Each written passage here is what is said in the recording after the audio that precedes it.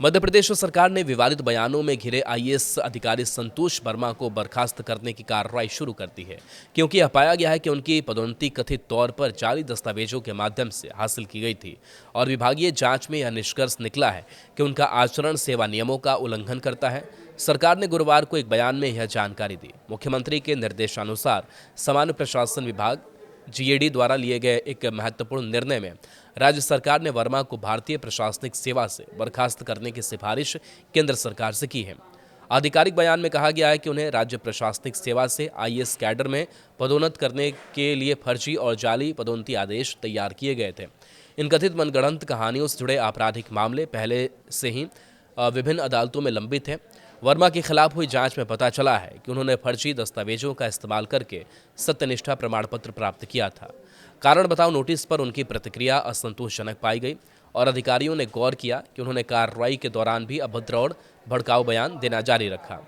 परिणाम स्वरूप सरकार ने अखिल भारतीय सेवा अनुशासन और अपील नियम 1969 के तहत उनके खिलाफ औपचारिक आरोप पत्र जारी करने का निर्णय लिया।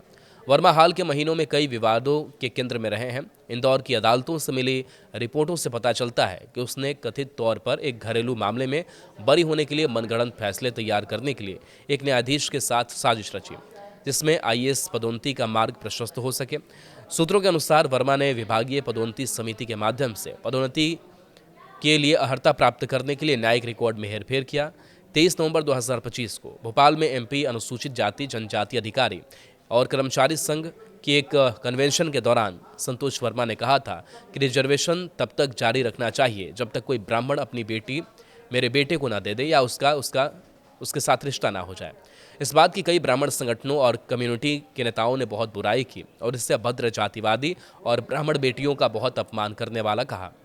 जालसाजी के आरोपों के अलावा वर्मा को सार्वजनिक मंचों पर अपने भड़काऊ बयानों के लिए भी आलोचना का सामना करना पड़ा। एक वायरल वीडियो में उन्हें भड़काऊ बयान देते हुए सुना गया, जिसकी सामुदायिक संगठनों और न्यायपालिका ने कड़ी आलोचना भी की। सरकार ने इन टिप्पणियों को गंभीर दुर्व्यवहार और सेवा आचरण नियमों का उल्लंघन करार दिया, जिससे अनुशासनात्मक कार्रवाई का मामला और मजबूत हो गया।